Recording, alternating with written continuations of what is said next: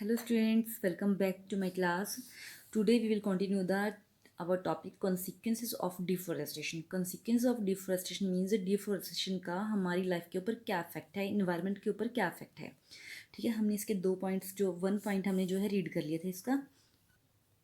ठीक है, अब सेकंड पॉइंट देखिए. Level of carbon dioxide in the atmosphere increase on account of the deforestation. Deforestation की वजह से जो कार्बन डाइऑक्साइड है एटमॉस्फेयर में उसका जो लेवल है वो इंक्रीज हो जाएगा, जिसकी वजह से ग्लोबल वार्मिंग होती है. ठीक है, क्यों इंक्रीज हो जाएगा? क्योंकि जब फॉरेस्ट ही नहीं रहेंगे, प्लांट्स ही नहीं रहेंगे, ठीक है, तो कार्बन डाइऑक्साइड जो है इन्वायरमेंट से वो कौन ऑब्जॉर्व करेगा? ठीक है, कोई है ही नहीं ऑब्जॉर्व करने के लिए. तो इसकी वजह से जो कार्बन डाइऑक्साइड का लेवल है वो काफ़ी इंक्रीज हो जाएगा, जिसकी वजह से ग्लोबल वार्मिंग होती रहती है. Deforestation leads to increase in the temperature and pollution level on the earth the disturbs the water cycle and reduce the rainfall. Deforestation की वजह से जो है टेम्परेचर काफ़ी बढ़ता जा रहा है, इंक्रीज होता जा रहा है, एंड पोल्यूशन जो है अर्थ के ऊपर वो भी बढ़ रहा है. ठीक है, जिसकी वजह से जो वाटर साइकिल है, ठीक है, वो अफेक्ट होने के बाद जो रेनफॉल है उसमें भी कमी आ रही है. ठीक है, और इसकी वजह से क्या आएंगे? ड्रॉट्स आएंगे. Deforestation result in this soil erosion. Deforestation की वजह से सॉइल इरोजन होगा, क्योंकि जितने प्लांट्स होंगे, ठीक है, अर्थ के ऊपर, उतनी ही वो जो सॉइल से उनके होल्ड है काफ़ी ज़्यादा रहेगा, जिसकी वजह से सॉइल जो है इरोज नहीं होती. ठीक है, फ्लड की वजह से या विंड की वजह से अगर जो प्लांट्स ही नहीं होंगे, ठीक है, तो जो सॉइल है वो उस पर किसी का होल्ड ही नहीं रहेगा. और अगर थोड़ी सी भी विंड ब्लो कर रही है तो क्या होगा कि जो सॉइल है उसकी ऊपरली लेयर जो है वो हट जाएगी वहाँ से. ठीक है, रिमूव हो जाएगी. जब बारिश की वजह से भी वो रिमूव हो सकती है, इसलिए डिफोरेस्टेशन की वजह से सॉइल इरोजन भी बहुत हो सकता है. नेक्स्ट है, as a result of deforestation ground water levels also go load.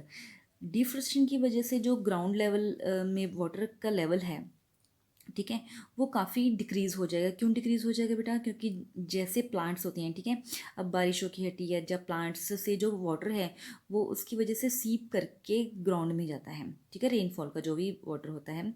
ठीक है, तो अगर प्लांट्स ही नहीं होंगे तो वो जो पानी है, ठीक है, वो अर्थ के अंदर सीप कम करेगा. अगर वो कम सीप करेगा तो क्या होगा कि जो ग्राउंड वाटर लेवल है, ठीक है, वो कम हो जाएगा. The above mentioned consequences of deforestation affect the population of the organism found in the area and the types of the crops grown there. जितने भी मेथड्स बताए गए हैं, ठीक है, उनकी जो सीक्वेंस है क्या अफेक्ट करेगा कि पॉपुलेशन ऑफ ऑर्गेनिज्म पे भी डिपेंड जो है अफेक्ट करेगा.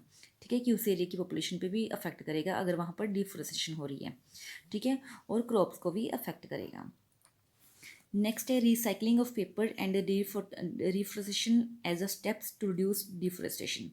ठीक है, रिसाइकलिंग पेपर को हमें रिसाइकलिंग करना चाहिए और डिफोरेस्टेशन को ख़त्म करने के लिए, ठीक है, और रिफोरेस्टेशन हमें करनी पड़ेगी. जैसे हमें और प्लांट्स लगाने पड़ेंगे अगर हमें डिफोरेस्टेशन रिमूव करनी है.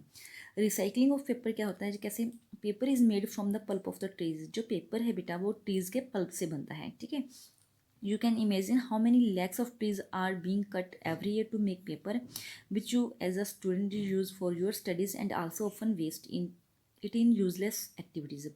हम किसी भी एक्टिविटीज़ में या स्टूडेंट लाइफ में हम कितना पेपर यूज़ कर रहे हैं, ठीक है, तो उसको बनाने के लिए लाखों जो ट्रीज़ हैं वो कट करने पड़ रहे हैं. ठीक है, अब हम देखेंगे कि कैसे ये पेपर जो रिसाइकल. सबसे पहले तो हमें पेपर को बचाना होगा कि right on both sides paper. Paper के दोनों साइड्स राइट करो. ठीक है, ये नहीं एक साइड राइट कर दी और फिर हमने इसको जो है डिस्पोज कर दिया. Avoid wastage of paper. Paper की वेस्टेज को कम से कम करो. तीसरा, रिसाइकल पेपर की. रिसाइकल पेपर को जो है रिसाइकल करो. ठीक है, इन तीनों स्टेप से हम जो है पेड़ों की डिफोरेस्टेशन से बच सकते हैं. Paper can be recycled 5 to 7 times for use. जो पेपर है, ठीक है, कैन भी रिसाइकिल हो सकता है कितने टाइम्स? 7 टाइम्स तक यूज़ करने के बाद वो जो है रिसाइकिल हो सकता है. Recycle helps to save energy and water needed to manufacture paper. Recycling जो है किसकी हेल्प करती है? एनर्जी सेव करती है, वाटर सेव करती है. ठीक है, जो भी पेपर बनाने में जितने भी एनर्जी और वाटर यूज़ हो रहा है उसको सेव करती है. Use of the harmful chemicals in making paper is also reduce. ठीक है, हार्मफुल केमिकल का जो यूज़ हो रहा है पेपर बनाने के लिए उसको भी कम करती है अगर हम पेपर को रिसाइकलिंग करते हैं. रिफोरेस्टेशन. रिफोरेस्टेशन में क्या है कि planting of new trees where the forest have been destroyed. ठीक है, ऐसे एरिया से जहाँ की हमने जो फॉरेस्ट को डिस्ट्रॉय कर चुके हैं, तो वहाँ पर जो है न्यू ट्रीज को प्लांट करना, उसको हम रिफॉरेस्टेशन कहते हैं।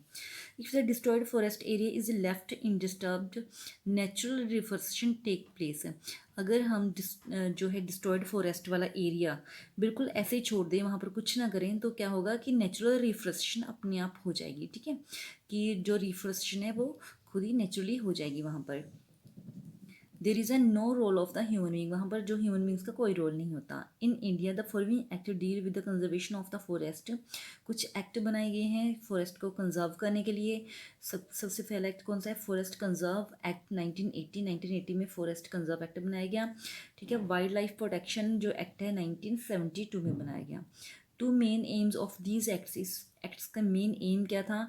कि प्रिजर्व करना, बचा कर रखना फॉरेस्ट को, to meet the basic needs of the people living in और near the forest. Basic needs जो है पीपल्स की पूरी करने के लिए, ठीक है, उसके लिए हमें जो है फॉरेस्ट को प्रिजर्व करना होगा। नेक्स्ट आपका टॉपिक है फ्लोरा एंड फोना। ठीक है, फ्लोरा का मीन्स प्लांट्स से आ जाता है और फोना का मीन्स एनिमल से आ जाता है। तो हम दोनों को कलेक्टिवली क्या कहेंगे? Flora and fauna. The term flora use to indicate the different plants growing in a particular area. Flora का मीनिंग क्या है? कि किसी एरिया में कितने तरह के जो प्लांट्स हैं वो ग्रो कर रही हैं। Animals found in the area, किसी एरिया में जितने भी एनिमल्स फाउंड आउट किए गए उनको हम फोना कहते हैं। For example, let's assume that the following living organisms are present in a particular area. हम अज्यूम कर लेते हैं कि कुछ ऑर्गेनिजम्स हैं जो एक एरिया में हैं, जैसे मैंगो, जामुन, sunflower, pea, cow, elephant, dog, crow, bull. ठीक है, बीच में प्लांट्स के नेम भी आ गए और ये एनिमल्स के नेम भी आ गए। Flora of the given particular area, तो उस एरिया का फ्लोरा क्या हो गया? मैंगो, जामुन, सनफ्लावर एंड पी प्लांट्स। ठीक है, और फोना क्या हो गया? Cow, elephants, dog, crow, bull. ठीक है, कि किसी एरिया में जितने भी प्लांट्स आ रहे हैं डेट इज़ अ फ्लोरा, और जितने भी एनिमल्स आ रहे हैं डेट इज़ अ फोना। बायोस्फीयर, बायोस्फीयर का मीनिंग क्या है? Is that part of the earth which supports a life. ठीक है, कि अर्थ का वो पार्ट जो लाइफ को सपोर्ट करता है, और where the living organism exist, जहाँ पर जो लिविंग ऑर्गेनिज्म है एग्जिस्ट है, रहते हैं। ठीक है, उसको हम बायोस्फीयर कह देते हैं। इट इंक्लूड्स अ लैंड, एक तो ये लैंड को इसमें लैंड होती है, वाटर होता है और एयर होता है। ठीक है, तो उस एरिया को हम बायोस्फीयर कह देते हैं। लैंड को हम लिथोस्फीयर भी कह सकते हैं, वाटर को हाइड्रोस्फीयर एंड एयर को एटमॉस्फेयर। ठीक है, जिसमें ये तीनों चीज़ें इंक्लूड हों वो क्या बन जाता है? Biosphere. Ecosystem, the term ecosystem includes all the living organisms. जो टर्म इकोसिस्टम है उसमें सभी लिविंग ऑर्गेनिज्म आ जाते हैं, जैसे प्लांट्स, एनिमल्स, जो micro organisms, along with the non living components.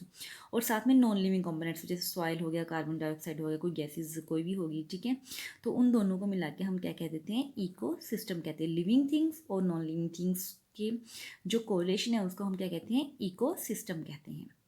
Okay बेटा, थैंक यू।